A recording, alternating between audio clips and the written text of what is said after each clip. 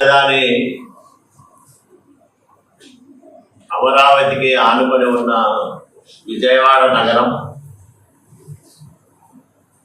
వరదలకు అతలాకుతలమైంది. బుడమేరు పొంగి పొర్లి ప్రవహించిన కారణంగా ఊహించని ఉత్పాతం ఎదురైంది. ముఖ్యంగా బుడమేరు నీరు వేల క్యూసెక్కులు విజయవాడ నగరంలోకి ఒక్కసారిగా వచ్చిన కారణంగా చాలా ప్రాంతాలు ముంపునకు గురయ్యాయి. పీకల్లోకి నీటిలో కొంతమంది తెగించి బయటపడ్డారు. చాలామంది వాళ్ళ ఇళ్లలో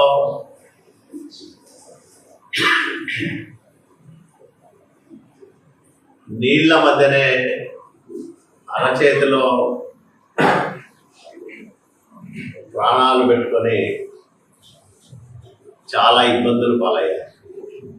ఈ విపత్తు సంభవించినప్పుడు సహజంగా ఎవరైనా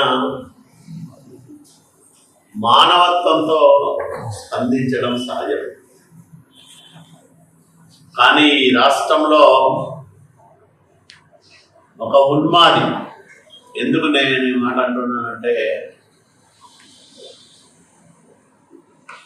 వరదలో కూడా బురద రాజకీయాలు చేస్తూ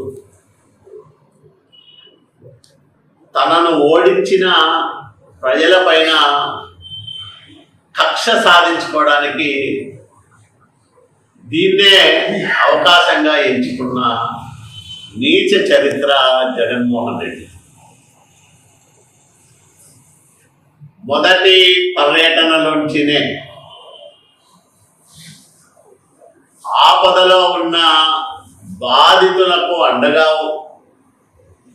నిలబడలేదు, వాళ్ళకు ఒక రూపాయి సహాయం చేయలేదు,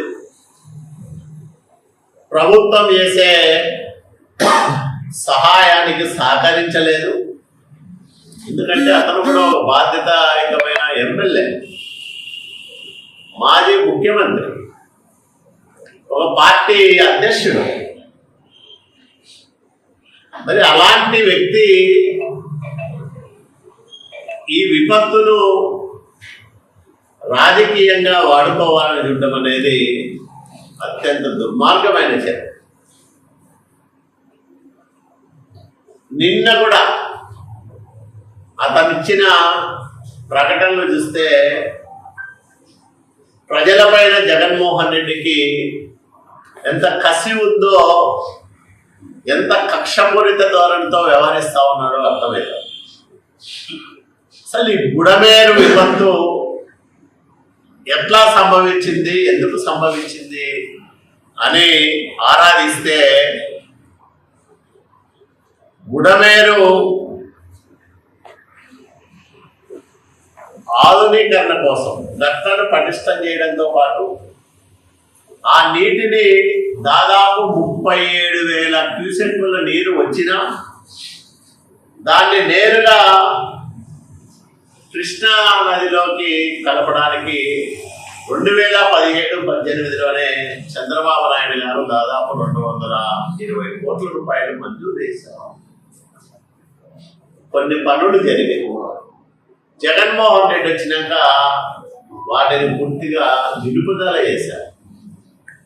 ఇది నేను చెప్తున్నది కాదు, తెలుగుదేశం పార్టీ నాయకుడిగా నేను చెప్తున్న విషయం కాదు. మొన్నటి దాకా వైసీపీ శాసనసభ్యుడిగా ఉంది, ఇప్పుడు తెలుగుదేశం శాసనసభ్యుడిగా ఉన్న వసంత కృష్ణప్రసాద్ వాస్తవాలను బహిర్గతం చేసిన సందర్భాన్ని కూడా మీ అందరికీ నేను గుర్తు చేస్తాను.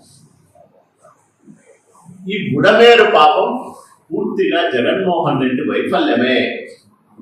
జగన్మోహన్ రెడ్డి రాష్ట్ర